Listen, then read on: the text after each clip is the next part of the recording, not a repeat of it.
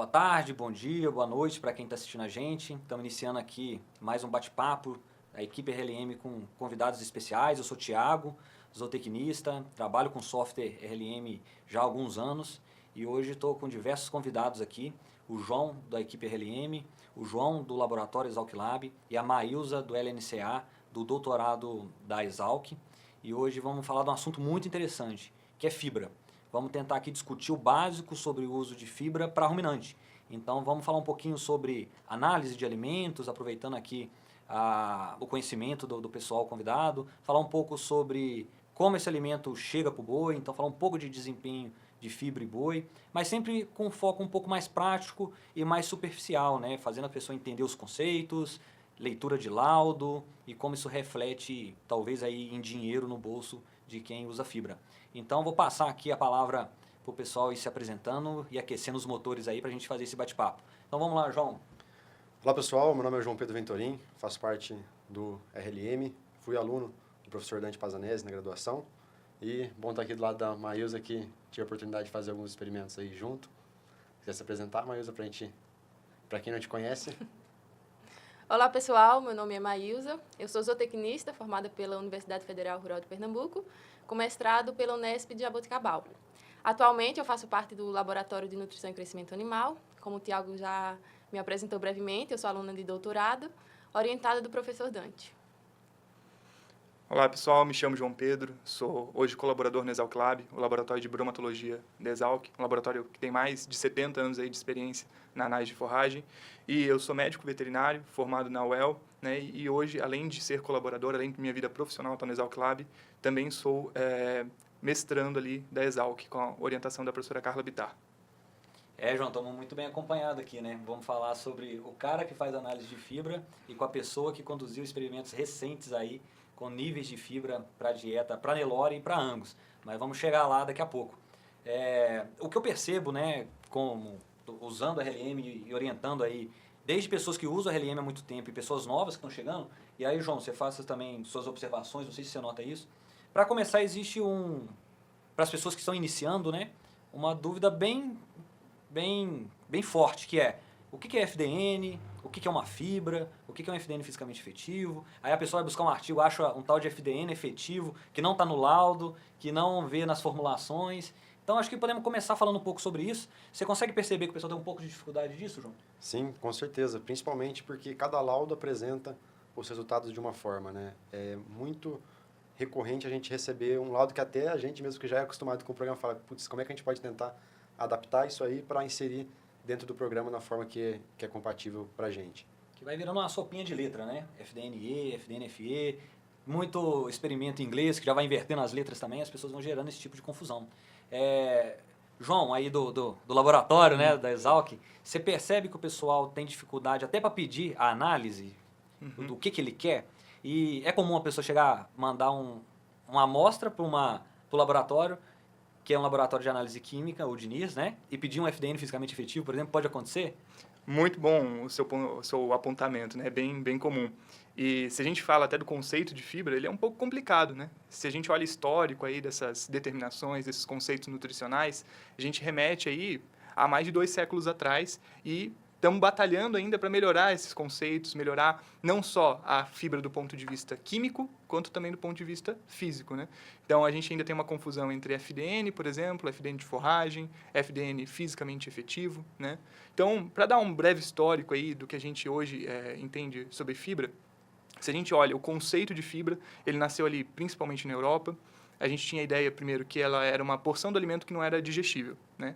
Então, se buscou métodos para determinar isso. O primeiro método ali nasceu de forma bem espalhada, né, em diversos laboratórios na Europa por volta de 1850, 55, até que a Estação Experimental de Wende, que gerou o famoso método de Wende, né, padronizou isso lá por volta de 1864, né, com a equipe do Henneberg, e deu o nome, né, de fibra bruta, o que já foi um baita avanço para a época, né, a gente está falando aí de 160 anos atrás, porque já criou um conceito, já buscou a análise. E qual era a ideia dessa análise naquela época?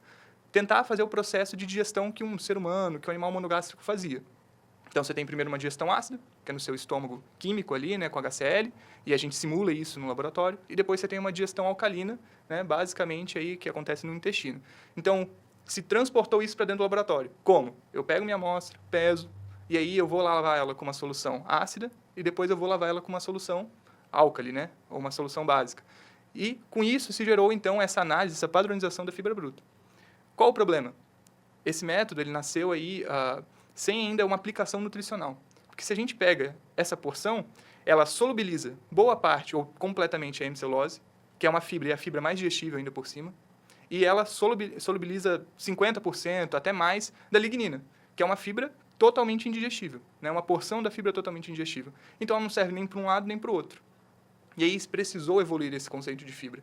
E aí a equipe fantástica do Vansoshi entrou nisso para mudar totalmente esse conceito, evoluir e aplicar a nutrição de ruminantes. Sou bem empolgado nesse assunto, então... Não, fantástico, porque a fibra bruta ela ainda surge em algumas conversas. Você falou aí as datas, né? E ela ainda aparece às vezes quando a gente está falando de ruminante, alguém falando de fibra bruta, né? Uhum. Então, é muito importante esse histórico e essa evolução. Realmente era a parte indigestiva, mas a gente estava falando de monogástricos, né? Exatamente. E aí agora entra o conceito de FDN nesse processo de evolução, que é esse conceito, né, da parte dos carboidratos não fibrosos e carboidratos fibrosos. A gente vai focar no FDN aqui, que são esses fibrosos, né? E Maísa, fazendo uma visita aí aos artigos, às pesquisas, né? Porque eu acredito que você passou por esse processo de qualificação aí da pós recentemente, né? Que você viu aí desses conceitos, dessa evolução? E citou muito o Peter Vansoshi? Com certeza, né? Ele faz parte do nosso histórico aí na pesquisa. Como o João ressaltou, né, o conceito de fibra, ele tem mudado ao longo dos anos, principalmente, né, com as análises do FDN e do FDA, essa separação que teve aí com os estudos do Vansoshi. E o que a gente encontra, né, a gente encontra dúvidas desde o laboratório, como citou, até o campo. Então, essas dúvidas, elas ainda são pertinentes.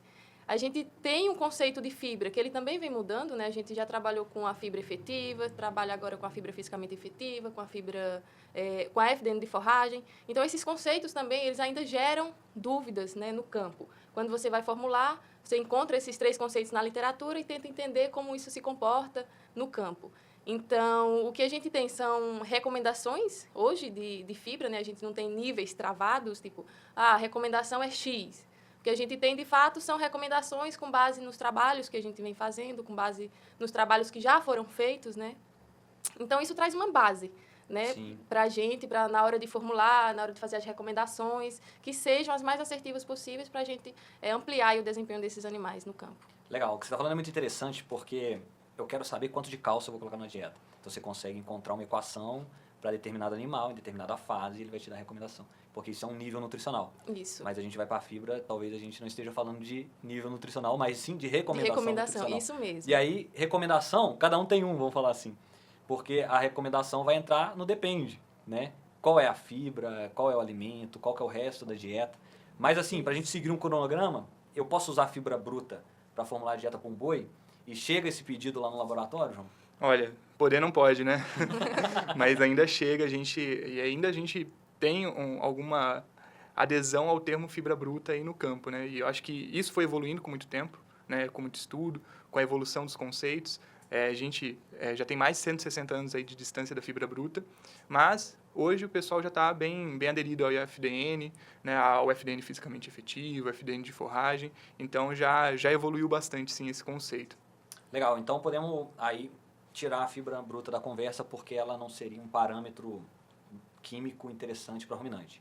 Porque o ruminante tem um rumen e o rumen gera um ambiente ideal para outro tipo de ser vivo fazer o uso desse alimento, né? Por isso que para monogástrico a fibra bruta ainda entra e serve, né?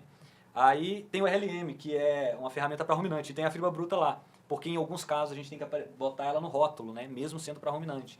Mas ela não faz parte de nenhuma equação e não vai ter uma recomendação por lá, né? E aí, avançando um pouco... Acho só um ponto aqui também, Thiago, é que, como o João comentou, tem gente que ainda usa essas metodologias, né, esses parâmetros. Então, é até complicado quando a gente vai conversar de fibra. Ah, não, quanto você põe de fibra? Eu ponho 12%. Mas tá, mas é FDN fisicamente efetivo? Ah, mas é a 4, é 1.18 ou é a 8? Ah, não, usa de 4, mas você considera 100%, 50%. Mas onde que está essa recomendação? E aí parece que é uma conversa que dá para ficar conversando com 10 especialistas e não chegar num parâmetro exato, até por ser uma recomendação e não ser ainda uma exigência. Né? Sim. Muito bom, então a gente elimina a fibra bruta agora. Amém. Vamos evoluir. Começa a aparecer quem no lugar? O FDN, né? Que aí vamos começar a falar de celulose, hemicelulose e lignina. Correto? Correto. Que é a análise que a Exalc oferece. E queria que você falasse um pouquinho sobre essa análise. E antes da gente avançar para o fisicamente efetivo de forragem, eu queria falar um pouquinho sobre o FDN efetivo, se ele aparece também nas rodas de conversas com você, se na sua revisão aí você encontrou até, Maísa, que eu imagino que possa ser um certo confundimento até na própria literatura para fazer recomendação de FDNE e FDN fisicamente efetivo, porque a sigla ela pode mudar, né? Dependendo do ano que você está lendo o paper, pode aparecer alguma coisa e você ficar confuso. Será que ele está falando de efetivo ou fisicamente efetivo? Mas vamos lá. FDN no laboratório, faz a análise, como que faz? É importante eu falar qual alimento que é para você fazer um FDN ou é só mandar a amostra e vocês adivinham lá? Perfeito, perfeito. Isso é um ponto interessante, a identificação da amostra, né? Muitas vezes a pessoa manda e às vezes nem ela sabe qual o produto que ela tinha em mãos, né? Então gera uma complicação na hora, porque o método ele depende da matriz que eu estou analisando, depende do alimento que eu estou analisando.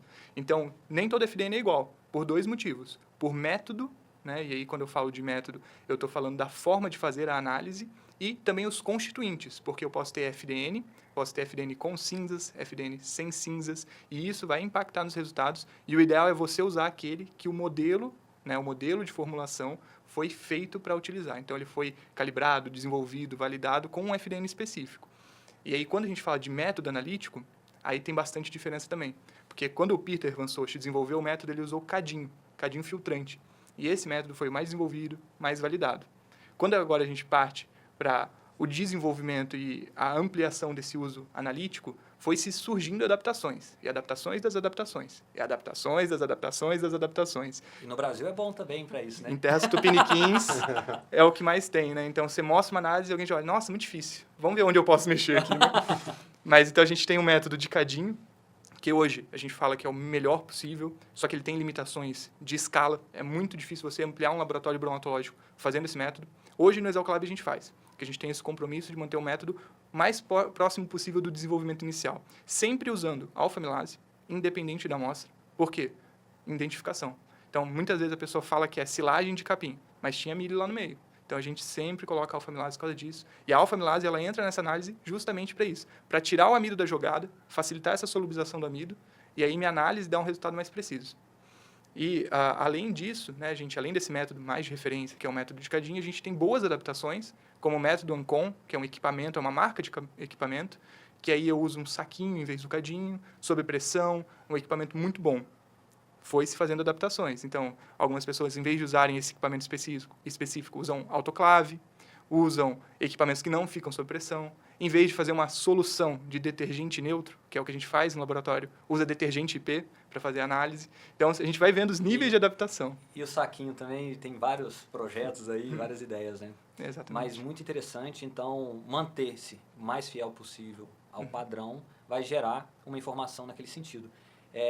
Isso é muito interessante quando a gente for falar de FDN fisicamente efetivo, das pessoas que criam a própria peneira, que é uma pessoa que está adaptando o método também, mas vamos chegar lá, né? Uhum. Então, entendido que eu não trabalho com fibra bruta, eu posso solicitar uma análise de FDN, entendendo as diferenças, o que é um FDN-A, um AFDN, um FDN livre de cinzas ou com cinzas. A gente já começa a passar aí para o pessoal que está acompanhando a nossa conversa as orientações iniciais, né? Saber que tem que trabalhar com FDN e que a análise química tem vários critérios a ser estabelecido. Então, a escolha do laboratório vai influenciar nisso daí. E também você informar o laboratório de qual alimento você quer aquela informação. Beleza. Agora, vamos ampliar um pouquinho as letrinhas. Vamos chegar no FDN-E, né?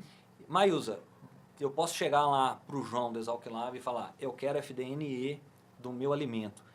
O João vai fazer esse FDN-E para mim lá? O FDN efetivo? Não. Não vai, né? Não, Mas por que ele não vai fazer? Então, Tiago, não, porque esse parâmetro ele não vem lá do laboratório pronto, né? Então, não tem como o João nos dar essa informação. Ele vai depender de uma vaca, Vai. né? Porque o método do FDNE depende daquela análise do leite, que era um termômetro para você ver a efetividade quando compara, né? Esse conceito, né, ele surgiu justamente para gado leiteiro, né, para vacas de leite, onde o parâmetro analisado era a gordura do leite. Então, a aplicação é nesse sentido, e aí você precisa, claro, de outros parâmetros para avaliar isso que não vão vir de laboratórios, né? Sim, eu notei que você estranhou a pergunta porque a resposta era negativa, né? Era. Não era positiva. Então, o FDNE acaba não sendo um parâmetro ideal, né? Mas ele tem encaixa o seu tijolinho na construção desse conceito de fibra. Ele traz muita informação interessante, só que acaba sendo impraticável para o número de alimentos diferentes que eu tenho para construir tudo isso, né? E aí a gente vai chegar num próximo parâmetro que talvez seja um de grande discussão, né? E aí a gente pode falar de 2 parâmetros agora, que seria o FDN fisicamente efetivo e o FDN de forragem. Afinal, a gente está falando de um conceito químico de fibra, mas eu posso ter esse conceito químico dentro de um concentrado, né? Então, o FDN de forragem traz essa particularidade que muita gente adora e é interessante porque um boi precisa de volumoso, né? E uma vaca. Então, vamos falar um pouco sobre o FDN fisicamente efetivo. E lá no RLM tem como calcular isso, né, João? Sim, a gente já traz lá o jogo da Penn State. Mas, Thiago, só para voltar um pouco, um ponto aqui que me pegou, e eu sei que o Exalc Lab ele tem muito trabalho de pesquisa a gente falar até das amostras que a gente está enviando. Então, muitas vezes a gente fala, como é que você vai fazer a análise? Mas o laboratório, às vezes, ele vai falar, como é que você vai me mandar essa análise, esse material para eu analisar? Porque, além de não identificar, muitas vezes manda de forma totalmente inapropriada e depois vai puxar a sua orelha lá, né, João, te enchendo o saco com os resultados. Perfeito. Eu acho que aqui a gente compartilha essa dor, né? Porque ou é culpa do laboratório ou é culpa do software, né? O meu ganho de peso não bateu, né? Então, o software está errado ou o laboratório está errado, né? Você vai ver, o cara não validou nem o tempo de mistura. Faltou ou sobrou fibra na dieta é um problema gigante. Porque o animal parou de comer ou ele entrou num quadro de queda de pH, né? Então, o desempenho foi comprometido de alguma forma. Exato. E aqui não é isentando a responsabilidade do laboratório nem do software, mas é muito mais fácil a gente ter erros operacionais na fazenda, que aí vão impedir, né, que a gente tenha essa dieta, como ela foi formulada no software, chegando no coxo, né, do que problemas em softwares de formulação que são amplamente testados, nos métodos do laboratório que são amplamente validados. E até pensando nisso, que hoje a gente tem um projeto de pesquisa muito interessante no Exalc Lab, que é um levantamento sobre TMR, um levantamento sobre dietas completas de bovinos de corte confinados. E a ideia aqui é a gente pegar essas amostras, o que está lá no coxo, e bater com o formulado. E olhar onde é que está o gap, onde é que está o buraco entre esses 2 resultados, porque a gente sabe que muitas vezes é bem diferente, né? Então, eu acho que é fundamental esse ponto que você colocou. E esse projeto está rolando agora? Isso. Quem quiser, acesse o Instagram lá do Exalc Lab, @ExalcLab. Na nossa bio lá, tem o link para fazer parte desse levantamento. Então, detalhe importante, né? Hoje é 29 de novembro de 2024. Exatamente. Falando para o futuro, né? Exatamente. Então, entra lá, vê se ainda está ativo, né? Se você é técnico de campo, produtor, participa disso. A gente vai ter várias vantagens para quem participar desse projeto, vai ter descontos. A gente vai fazer um grupo, né, com o WhatsApp para a gente trocar ideia, vai fazer conteúdos exclusivos. Então, acho que contribui com a ciência e ainda traz algumas vantagens, né? Muito bom. Esse paralelo ele tem que existir, né? A academia, fazenda, dia a dia, prática, teoria, as coisas têm que andar lado a lado, né? Mas, João, tem como colocar FDN fisicamente efetivo? O que é isso? E dá para colocar isso dentro do RLM? Ou eu tenho que pedir FDN fisicamente efetivo lá no laboratório? Ou para a Maílza, futura doutora, calcular FDN fisicamente efetivo para a gente? O que eu preciso Agora fazer? vai parecer que eu estou fazendo merchandising. No Exalc Lab eu sei que eles fazem agora. Faz pouco tempo, né, João, que vocês estão fazendo essa metodologia. Mas eles já estão trabalhando, mas você consegue pegar os laboratórios, os resultados do laboratório, bater a Penn State na propriedade, para daí cadastrar no próprio programa sem precisar depender de planilha de Excel, de nada. Você coloca lá os valores da Penn State em gramas mesmo, e o programa já vai calcular para você essa FDN fisicamente efetivo. É isso aí, João. E você falou algo muito importante, né? Você consegue fazer na fazenda, você precisa do conjunto de peneiras, e você está falando Penn State porque quando você fala Penn State, você está falando do método, né? Que é um tipo de peneira específico, que você tem que fazer um movimento específico, numa situação específica, com um alimento de uma maneira especificada, né? Isso é importante. E acho que tão importante quanto, João, Maílza, né? E João também, né? Estou perdido aqui com o João.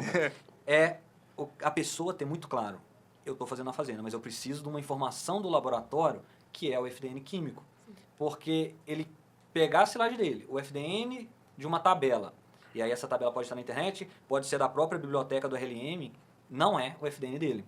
Então, pode fazer FDN fisicamente efetivo na fazenda, mas eu preciso do laboratório e do FDN químico da minha amostra, correto? Exatamente. Então, a gente precisa do FDN, um FDN ainda bem feito, com os métodos corretos, para aí assim a gente conseguir entender quanto esse FDN ele é efetivo. Né? Então, não é todo FDN que vai causar essa efetividade, né? A ruminação e os efeitos positivos disso no rumen. Então, se a gente fala de fibra, a gente fala o que faz o ruminante ser tão diferente dos outros animais. E a gente precisa saber manejar aí essa efetividade da fibra para garantir uma segurança da dieta, mas também equilibrar com produtividade. Né? E para isso a gente soma informações do laboratório, com o software e com o campo.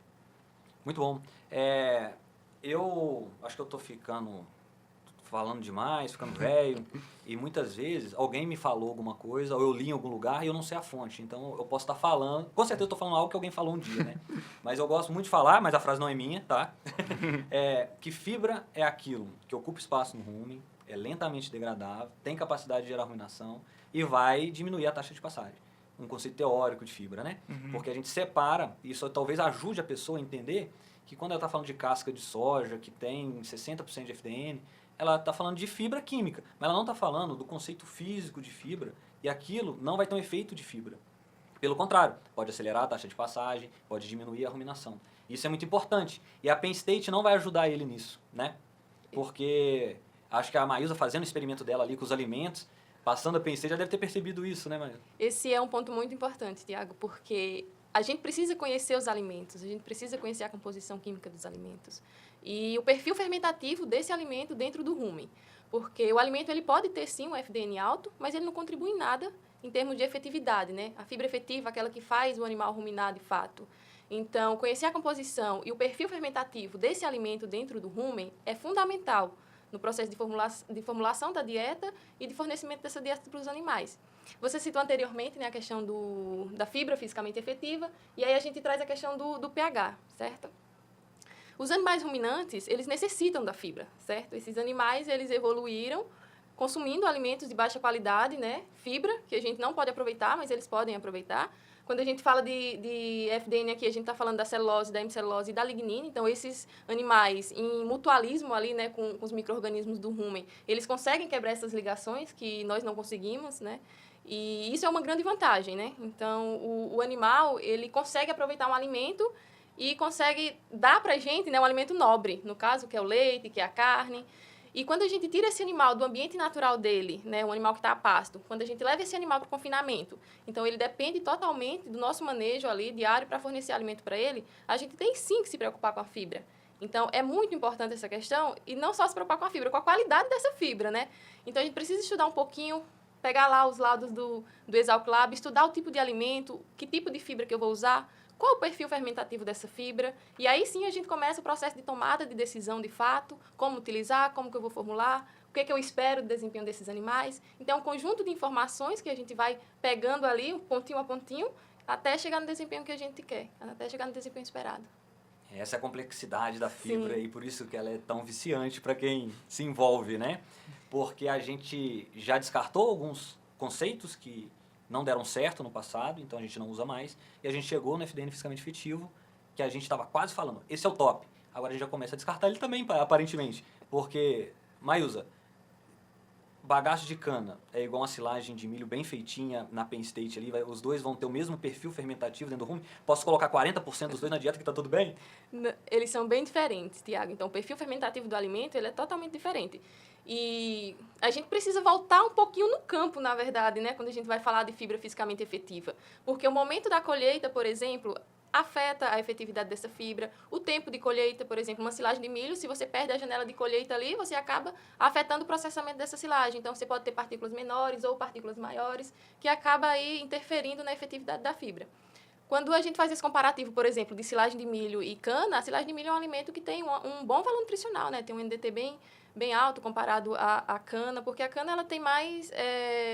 contribui mais com a efetividade, de fato, por ela ser um material mais lignificado, né? A lignina, a gente não conta ela como um composto nutricional, né? Ela é um composto fenólico. Então, são dois alimentos que são volumosos, mas que têm um perfil fermentativo totalmente diferente. Então, você precisa estar atento a isso no momento da formulação da dieta e do fornecimento dessa dieta. Então, daqui a pouco vai entrar uma outra letra na história, que é o FDA. Daqui a pouco a gente vai começar a falar um pouquinho sobre a fragilidade dessa fibra para o rompimento, né? Então, assim, mas antes de chegar lá, e não sei se a gente vai chegar lá, porque a gente já está chegando num ponto de discussão que talvez nem tenha experimentos suficientes para dar subsídio a essa informação ou uma análise de laboratório para isso. Mas um ponto interessante é que quando a gente está falando de físico, fisicamente efetiva, a gente está falando de tamanho de partícula, né? Sim. Então, alguém lá atrás desenvolveu um método da Penn State, que é uma peneira específica, com tamanho específico, com crivo específico, com uma chapa específica. Esse conjunto tinha 3 peneiras e o fundo. A última peneira era 1.18, que em algum momento também teve um experimento lá atrás que falou, esse é o tamanho do orifício reticulomasal. Acima disso fica no rumen. Então você combina o tamanho que fica no rumen com a análise química de FDN, a gente começa a conseguir explorar melhor esse conceito. Mas aí alguém em algum momento também pegou as fezes a campo, passou na Penn State e falou, mas tem partícula maior que 1.18. Então a 1.18 sai, vamos fazer com 4 milímetros. E aí chega o pessoal do leite, não, a gente trabalha com 8 milímetros e 19 milímetros. Nosso foco é de 8 milímetros e a de 19 milímetros vai estar lá, né? Por quê? E aí entra uma discussão bem legal também, né? Que é a seguinte, para você usar a Penn State, você precisa ter ela no tamanho dela e formato dela. Muita gente quer inventar a Penn State. É errado isso? Não é, mas você não pode usar os números da Penn State. Você tem que desenvolver os seus números para a sua peneira, porque ela vai peneirar de uma maneira diferente. E eu aconselho nunca fazer isso, né? Faça a Penn State e use os dados robustos que já tem na literatura. E aí é interessante que você tem que aceitar o método. E ela fala, cada peneira tem a mesma quantidade de FDN. E a gente sabe que não é assim, né? Porque a planta vai ser distribuída nessas peneiras e a gente vai ter FDNs diferentes. E aí eu poderia chegar aqui e falar, poxa, se a gente está aumentando o tamanho de partícula, então a de 19 seria a melhor peneira que geraria maior ruminação. E o pessoal faz experimento aí e fala, pô, quando você sobe na peneira sua recomendação, a ruminação diminui, o pH começa a cair. E a gente consegue pensar um pouco por que isso acontece, né? E aí, o que vocês podem falar aí pro pessoal nesse sentido, né?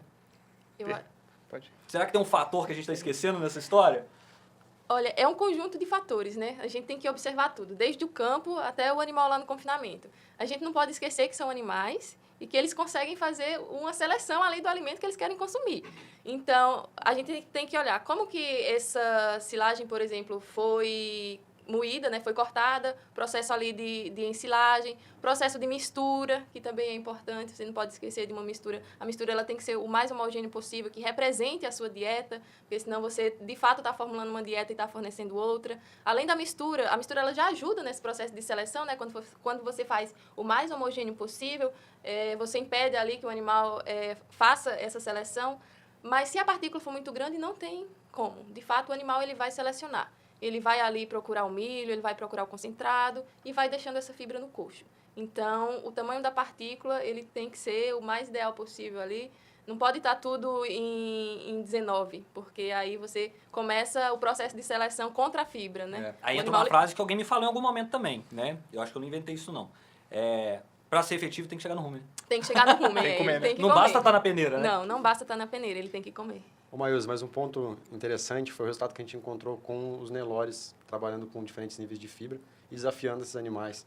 E que muito se fala da seleção contra a fibra, mas esse comportamento de busca por alimentos fibrosos, quando a gente trabalhou com animais Nelore, desafiando eles faziam o contrário, buscavam as fibras de maior comprimento.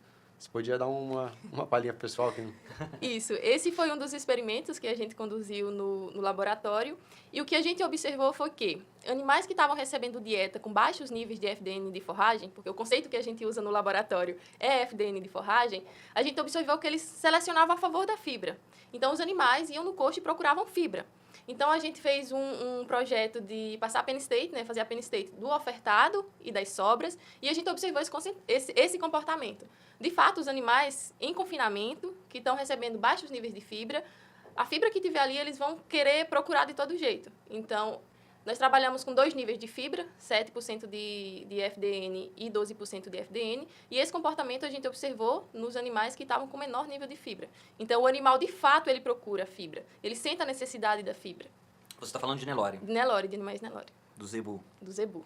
E você está falando de FDN F. FDN F, FDN de Não forragem. é FDN fisicamente efetivo. Isso mesmo. Você diferencie para a gente, por favor. Então, a gente trabalha com FDN de forragem, certo? Porque para a gente esse é um conceito mais correto, né? Quando a gente fala de FDN fisicamente efetivo baseado na análise das peneiras, a gente tem que observar bem que tipo de alimento é esse.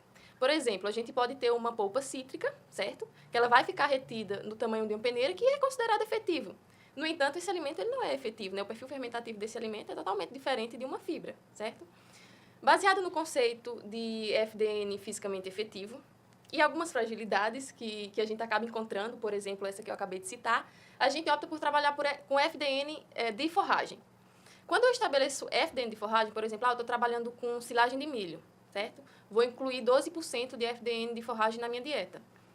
Estou trabalhando com silagem de cana. Vou incluir 12% de FDN de silagem de cana na minha dieta. Então, esse conceito ele fica mais abrangente e mais correto em relação ao alimento. Porque, independente do alimento, você está usando o FDN daquele alimento com aquele nível de inclusão. Perfeito, muito interessante. E aí você fez um experimento com Nelore, que você conseguiu medir consumo, que você conseguiu medir ganho de peso, você puder falar como você fez isso, e você fez 2 tratamentos. Um grupo recebeu 7% de FDN de forragem e outro grupo 12% de FDN de forragem. Tinha algum concentrado ali que poderia contribuir com mastigação? Conta um pouquinho desse experimento e fala do desempenho pra gente também. Então, Tiago, a gente conduziu esse experimento analisando níveis de FDN de forragem na dieta. Então, a nossa fonte de volumoso foi silagem de milho. E o que a gente observou em relação ao desempenho desses animais é que, de fato, o Nelore ele sofre bem mais em termos de perda de desempenho, recebendo dieta com baixos níveis de FDN. A gente teve uma diferença muito grande, de forma breve, né? A gente vai citar aqui 2 ganhos de peso. Então, os animais que estavam com 7% de FDN, eles ganharam 1.400 por dia, enquanto os animais que estavam com 12% de FDN, eles ganharam 1.700. Esses dados a gente já publicou no resumo prévio, no ASAS, né? Então, por isso que eu tô divulgando eles aqui. E esse é um fato muito interessante, né? Porque a tendência que a gente vem observando, né? A tendência nacional que a gente vem observando nos confinamentos é a retirada da fibra. É você fazer uma formulação com o mínimo de fibra possível. E aí você não sabe, poxa, mas será que eu não estou perdendo desempenho tirando a fibra para animal Nelore em confinamento? E o que a gente comprovou foi isso. Olha, você está perdendo desempenho. A partir do momento que você tira a fibra desses animais, esses animais reduzem. Eles, de fato, poderiam ganhar mais peso. Então, eles poderiam render mais, né? No final, lá na conta, né? Quando a carcaça paga a conta, ela poderia ser um pouco mais pesada, poderia ter um adicional aí nesse valor. Então, a gente tem esse trabalho que já está publicado no ASAS, né? Um resumo. E outro fato interessante, quando a gente fala de nível de fibra, é falar em marcadores inflamatórios. Esse mesmo trabalho a gente publicou um segundo resumo no ASAS, onde a gente fez a correlação de minutos de ruminação e marcadores inflamatórios. Então, o que a gente percebeu? Animais que têm... os animais que estavam com 7% de FDN de forragem, eles ruminaram menos e tinham maior concentração de marcadores inflamatórios no sangue. Então, você observa que esses animais, de fato, eles estavam desafiados o confinamento inteiro. E esse é um ponto que a gente deve, sim, prestar bastante atenção. O pessoal fala muito do operacional, mas quando você inclui mais fibra, você tem a questão do operacional, da fazenda, que às vezes dificulta. Mas eu acho que a gente deve observar melhor isso. Será que o meu melhor desempenho lá na frente não pagaria esse operacional aí, para que eu possa dar um melhor bem-estar a esses animais, fazer com que eles desempenhem melhor? Então, são questões que a gente deve estudar um pouquinho mais aí para tentar responder e tomar um pouquinho de cuidado mesmo, ser um pouco mais cauteloso quando a gente formula para animal Nelore em confinamento e quer retirar fibra, sabe? Quer retirar todo o volumoso ali da dieta. Excelente, e a gente tem percebido essa tendência, não só em diminuir muito a fibra, mas uma necessidade, uma vontade das pessoas de fazer isso o mais rápido possível. Então, você soma 2 coisas, né? Sim. Que é essa falta de fibra, que talvez não seja o melhor caminho para nós do Brasil, com o nosso tipo de animal, somado ao fato de querer fazer isso muito rápido, né? Deixando ainda para trás algum processo que o animal poderia ser benéfico no processo de adaptação, né? Porque a gente pode olhar diversos experimentos que vão falar em 3 dias o rumen está pronto para receber um novo alimento. Mas olha como é feito esse experimento. 7 dias você pode trocar uma dieta que não tem problema nenhum de adaptação. 7 dias é o suficiente. Mas olha como é feito esse experimento. É um animal numa baia, com 7 estagiários, cuidando desse animal. Vai para uma fazenda, para você ver, né? São 100 animais numa baia, em 7 dias tem animal que nem sabe o que é um coxo, porque ele viveu no pasto, ele não teve oportunidade de consumir a dieta. E, de novo, se não chegou no rumen, não faz sentido, né? Então, o animal passa por um processo de adaptação, não só da dieta, porque ele nem viu a dieta, mas do ambiente, uma adaptação social. Muitas vezes o animal não consegue beber água, porque ele não sabe o que é um bebedouro. Então, a gente tem que tomar um pouco de cuidado para transportar os dados de uma ponta para outra, ou copiar algo que foi feito em outro lugar com um animal diferente, né? Porque será que se a gente tira o Nelore desse experimento seu e coloca o mestiço, as respostas seriam diferentes? Então, Tiago, a gente fez isso. Bom, É um experimento que a gente terminou recentemente e a gente já percebe que sim, é diferente, tá? Então, o animal cruzado, ele tem um nível ali de fibra que é diferente do nosso animal Nelore. Foi 7,12 também? Foi 7,12 também. O mesmo Isso. volumoso? O mesmo volumoso, a mesma silagem de milho. Então, a gente observa que sim, esses animais, eles têm um comportamento diferente. Muito bom, você vai parar por aí. Os dados são prévios.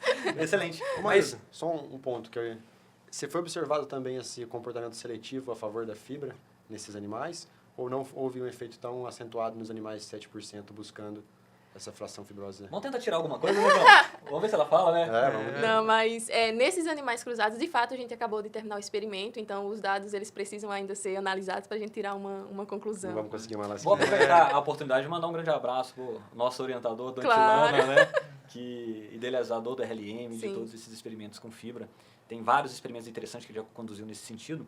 Mas, assim, fazendo um resumo da nossa conversa, eu acho que tem... E aí vocês me corrijam, tá? Eu acho que tem 3 pontos importantes aqui nessa conversa. O primeiro é análise, que envolve que análise eu quero e para que alimento.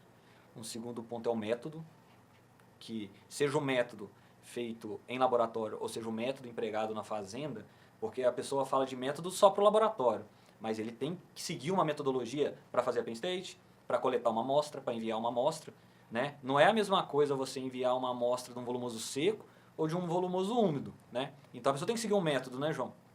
E aí, se você quiser comentar um pouco sobre isso. E o terceiro ponto é essa questão de ficar transportando uma informação que é coletada em outro lugar, em outro cenário, simplesmente olhando uma tabela, não interpretando o dado, ou pelo menos lendo o que aquele autor quer dizer sobre aquilo. Porque olhar só a tabela pode ser muito perigoso. E tem uma coisa que é muito perigosa também. Pessoas que olham a tabela e leem a conclusão. Tem muito texto com uma conclusão totalmente desemparelhada com o que foi medido no trabalho. Porque a nossa vontade sempre de concluir, e eu caio nesse erro sempre também, e eu me policio com isso, é que você mede uma coisa, mas quer concluir sobre outra, né? Seria muito complicado para a Maílza, por exemplo, defender a tese dela falando que aqueles animais tiveram algum tipo de acidose sem um marcador. Mas quando ela fala do marcador, opa, agora ficou mais difícil, né? Apertar ela numa defesa, né? E ficou mais fácil ela transportar essa informação. Então, temos que tomar cuidado com tudo isso. Mas, dependendo do volumoso, dependendo da umidade, é diferente o método de envio para análise, né? perfeito. Acho que esse ponto que você colocou, ele é fundamental. O ponto também é que não existe uma receita de bolo dentro de nutrição animal, né?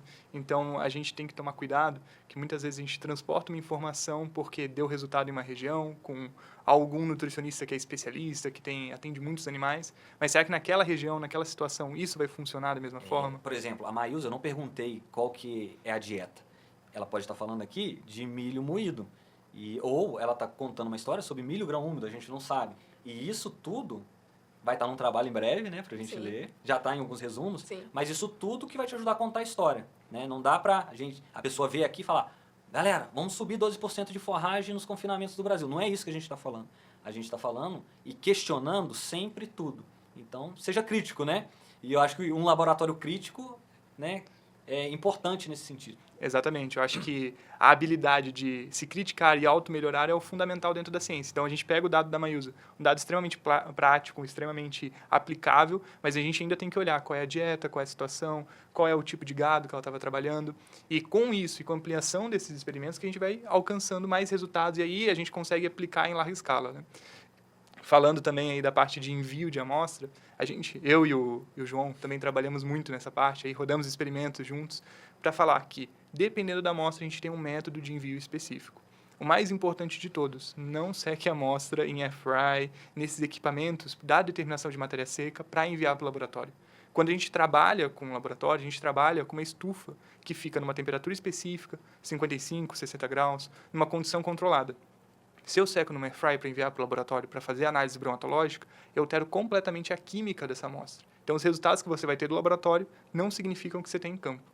Então, quem tiver dúvidas sobre essa parte de envio de amostra, a gente está postando alguns vídeos aqui em parceria com a RLM de como coletar e enviar amostras para o laboratório. De volumosos, alimentos a granel. No alimento a granel a gente trabalhou com DDG, que é um alimento excelente, que tem uma ótima aplicação para bovino de leite, bovino de corte. Então, a gente tem que se atentar ao alimento que a gente está trabalhando, a estrutura que eu tenho na fazenda, tudo isso tem que ser planejado. Então, a análise de alimento, ela tem que ser planejada, ela tem que ser recorrente, ela tem que ser algo natural dentro da vida do nutricionista. Muito bom, João, muito bom. E aqui eu já estou com 1 milhão de perguntas na cabeça, eu não posso fazer isso para não ocupar mais o tempo de vocês ainda, né? Mas a cada vez que a gente conversa com pessoas que estão fazendo algo novo, surgem novas ideias. Mas dentre das milhares de temas que eu queria falar aqui, eu queria ressaltar um ponto, né? Que é o desafio que é fazer um experimento na universidade, com animal. E, João, você ajudou a tocar esse experimento aí com a Maílza? Conta um pouquinho aí, porque tem o desafio, mas tem algo que vem de troca que é muito valioso, que é a experiência que todo mundo que está envolvido naquilo recebe, ganha, e como que ele aprende no dia a dia a se autocriticar e entender os conceitos. Você participou aí, João? Esse dos F1 já não estava mais fazendo parte do laboratório, mas dos do Nelore eu peguei aí 100% junto com a Maílza. E é isso, Thiago, é desafiante, lógico que tem o operacional e o capricho da pesquisa faz com que coisas que são relativamente simples em operações grandes fiquem bem mais complicadas de serem feitas na escala da pesquisa. Mas se paga, porque eu lembro perfeitamente, mas eu comentou de comportamentos dos animais, a gente levando os animais para o curral para fazer os manejos e o desespero que eles tinham assim de pegar uma fonte de fibra, tem um ramo de capim mais alto ali, os animais brigando para pegar ele, buscando essa fonte de fibra e cheio de alimento altamente, para usar o termo aí, palatável. Eu não vou perguntar se o Angus fez isso também não, tá? Mas é aquele negócio de você ver a ciência na prática e que se paga. E só um ponto, Thiago, antes de passar para a Maílza, que você mencionou de pegar experimentos e não ler o material em métodos, vamos dizer assim, e já ir para a conclusão. E principalmente quando a gente pensa em escala de produção, né, os desafios operacionais que eles enfrentam, muitas vezes na pesquisa mostra que é 12, é 13, enfim, o valor de parâmetro que você estiver utilizando de referência.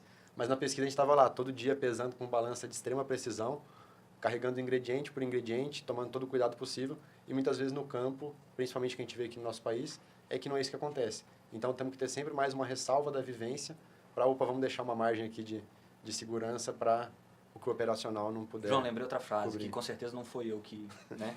Tem uma frase que eu gosto muito, cara, porque a gente escuta muito. Na prática é diferente, né?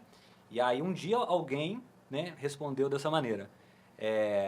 Na prática é diferente porque sua teoria falha. E aí o dia que eu escutei isso, eu falei, faz muito sentido. Porque se a teoria está diferente da prática, é porque sua teoria é fraca, né? E ela pode ser fraca a um ponto de você ter encontrado um gargalo e ser a origem de um novo experimento, de uma nova ideia e desenvolver uma nova tecnologia, né? Então, o dia que eu escutei isso, eu falei, agora sim, né? Porque não existe isso que na prática é diferente. É um outro erro que está acontecendo, né? Mas a Penn State não funciona. Mas como você faz? Acho que a gente já deu boa parte das dicas e dos conselhos aqui, né? Mas aquele laboratório erra a análise. A gente já deu boa parte aqui da história e contou tudo. Então, é mais ou menos por aí, né, João? E no dia a dia lá, nos experimentos, você conseguiu sentir isso, né? Exato, mas você sabe bem os desafios que são tocar. Eu vou puxar a sardinha um pouco aqui para o nosso lado, né? Nós temos um confinamento aqui que é altamente tecnológico, então a gente consegue medir tudo do animal em termos de comportamento de consumo e de ganho de peso. E o que a gente faz aqui em relação a essa parte experimental é fazer com que ela seja o mais próximo possível do que de fato está acontecendo no campo, porque a gente quer levar essa informação para o campo.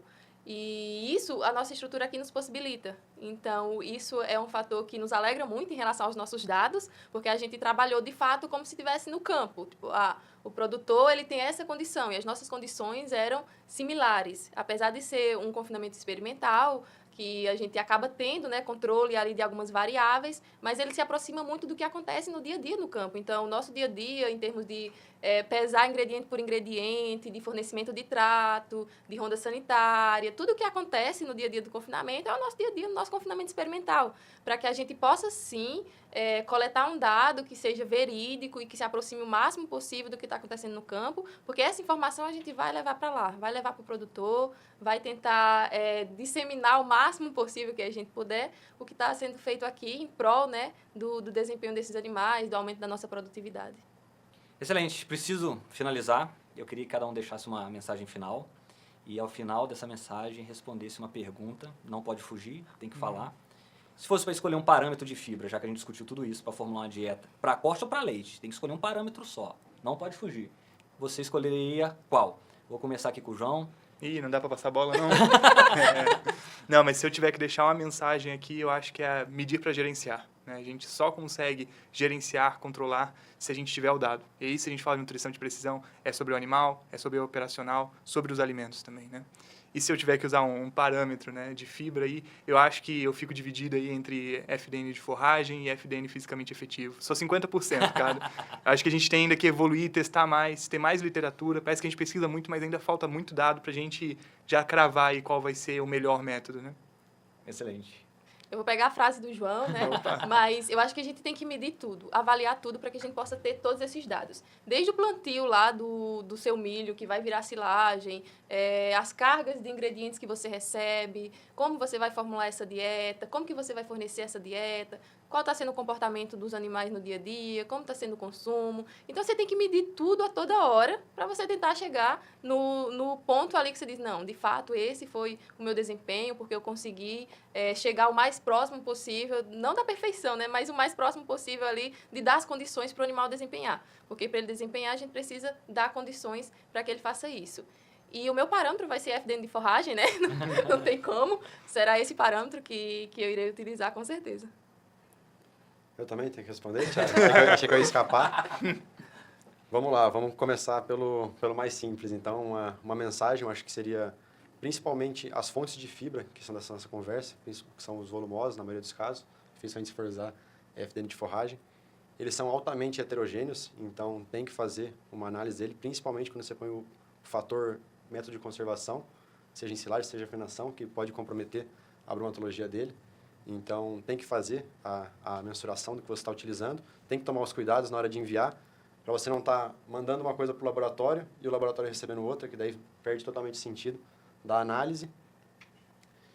E agora a pergunta difícil, né? Eu sou filho do laboratório também, eu vou de FDN de forragem, mas com a ressalva da questão do tamanho de partícula, que acho que faz totalmente a diferença. Muito bom, João. Você não vai fugir não, Thiago? Obrigado a todos. Né? É curioso quando você pega entrevistas para nutricionistas americanos, eles usam o FDN, né? Então isso já faz a gente pensar muita coisa. Por que eles usam o FDN? Porque eles conhecem os alimentos. Então a questão não está só no parâmetro que eu vou escolher, está em saber usar aquele parâmetro, né? Mas parece que eu já estou fugindo. Eu sou o cara do FDN fisicamente efetivo, 8 milímetros. Mas tem que saber fazer, né? Porque a casquinha vai ficar lá e a gente já sabe que isso não é ela que eu quero trabalhar, né? Então, muito obrigado a vocês. Para quem está assistindo, não pense que eu esqueci de algo muito importante, que é o FDN digestível. É um parâmetro interessante. Quando você pega um laudo, a gente tem várias horas lá e varia muito de alimento, é informação importantíssima. Vamos deixar isso para uma próxima conversa, mas não pense que a gente esqueceu e que isso não é importante, né? Então, muito obrigado a todos que acompanhou toda essa conversa. Espero que vocês que assistiram e ouviram tenham gostado, que os participantes também, porque é impossível esgotar esse assunto em meses de conversa, porque ele não tem fim, porque sempre tudo está sendo construído. Então, muito obrigado a todos e tenha um bom dia, boa noite, né? Não sei quando eles estão vendo. Obrigado, gente, e até mais.